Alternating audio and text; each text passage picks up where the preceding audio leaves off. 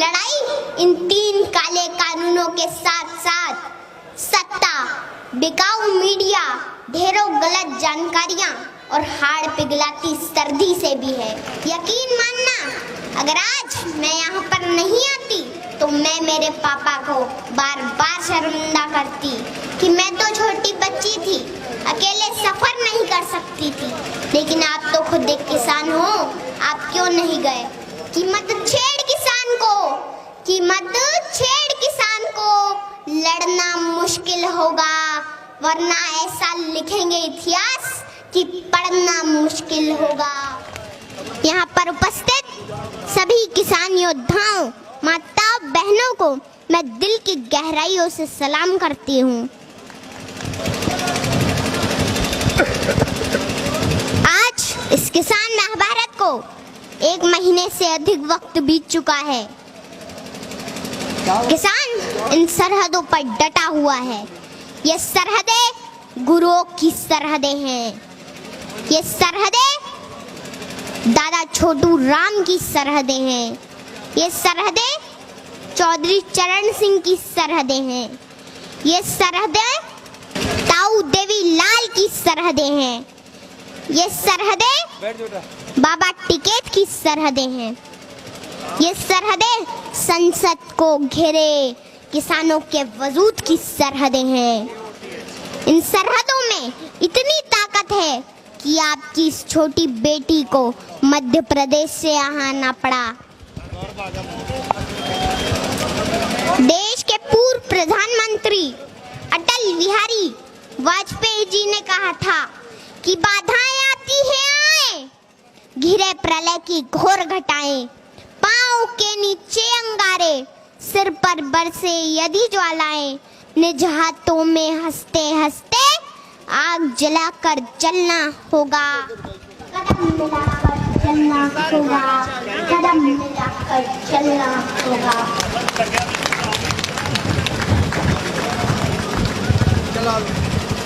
यह आंदोलन कोई छोटा मोटा आंदोलन नहीं है। ये एक ऐतिहासिक वक्त का निर्माण हो रहा है। इस वक्त आकर किसानों के बीच सड़कों पर ना बैठा तो आने वाले वक्त में उनकी औलादें पूछेगी कि क्या उस आंदोलन के समर्थन में सड़कों पर बैठे थे या नहीं बैठे थे।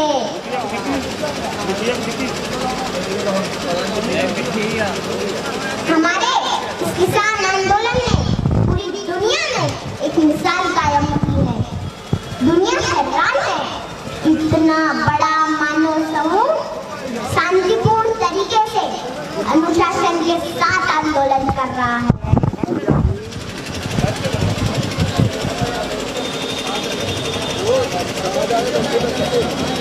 यहाँ तो चप्पे चप्पे पर लंगर चल रहे हैं, सड़कों पर लाइब्रेरी खुली है, बच्चे पढ़ रहे हैं, गीत संगीत बज रहे हैं, बुजुर्ग कुश्ती लड़ रहे हैं और इन सड़कों पर बुजुर्गों के बड़े बड़े कच्चे भी सूख रहे हैं।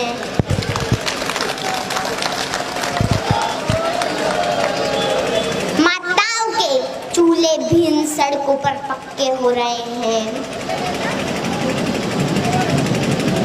होश में आ जाए हुकूमत, होश में आ जाए हुकूमत, तेरे घर कच्चे हो रहे हैं, तेरे घर कच्चे हो रहे हैं।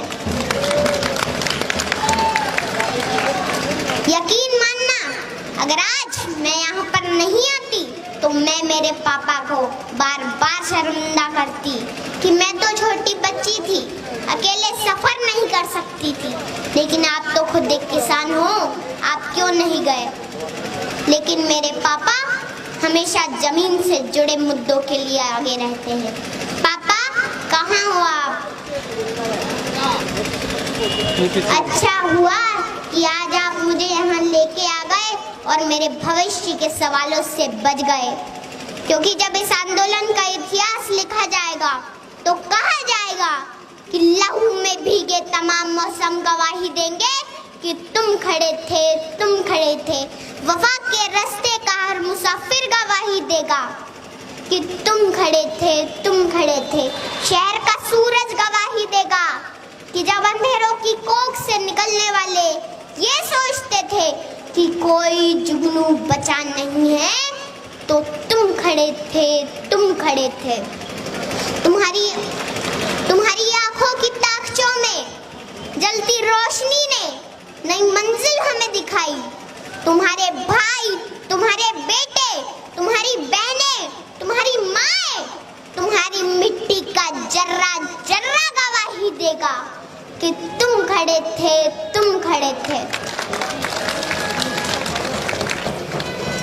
हमारी धरती के जिस्म से जब हवस के मारे सियाह जोगों की तरह चिमटे हुए थे, तो तुम खड़े थे। तुम्हारी हिम्मत, तुम्हारी अज़मत और इस्तिकामत तो वो हिमालय है जिसकी चोटी तक पहुंचना न पहले बस में रहा किसी के, न आने वाले दिनों में होगा। सो आने वाली तमाम नस्लें गवाही देगी कि तुम खड़े थे।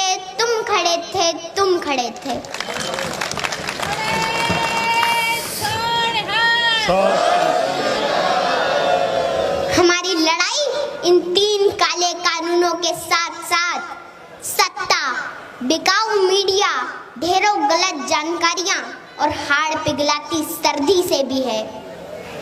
घर परिवार, खेत खलियान, पशुओं से दूर रहकर भी किसान इस मुश्किल घड़ी में यहाँ पर डटा हुआ है।